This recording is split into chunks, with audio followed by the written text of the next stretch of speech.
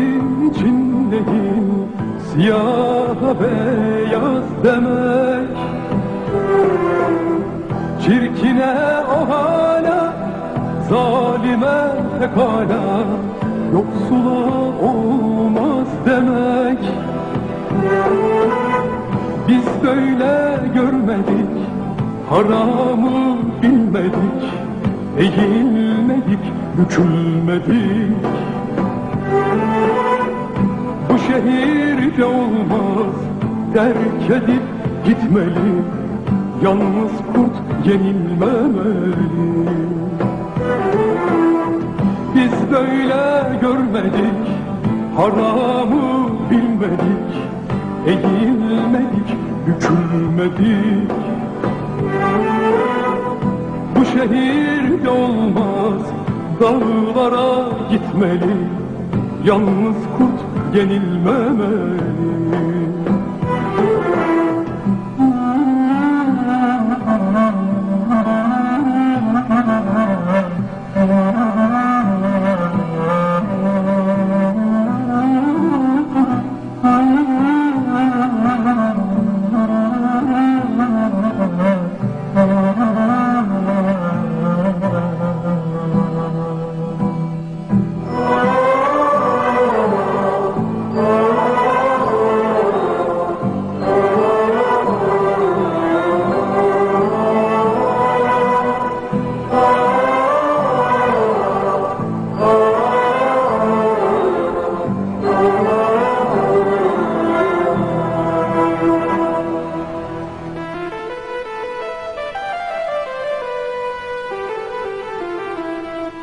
Bize göre değil, yabanın bağında dal olmak, gül olmak.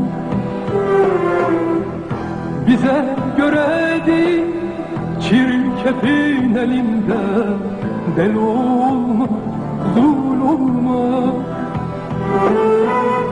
Biz böyle görmedik, haramı bilmedik, eğilmedik, bükülmedik.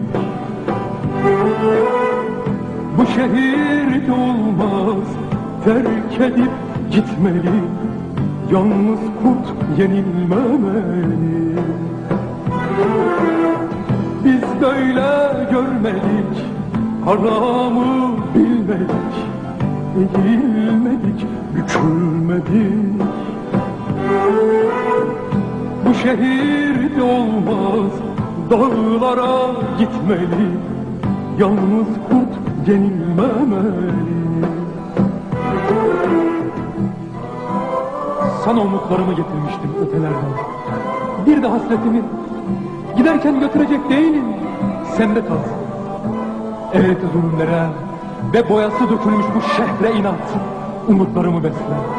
Hasretimle büyü, sil gözyaşını ey yar.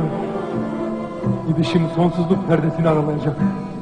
Başaklar boy verecek, balalar soy verecek, türküler söyleyeceğiz. Belki kurt yalnızlığı düşecek hissemize, hüzünler saracak ufkumuzu.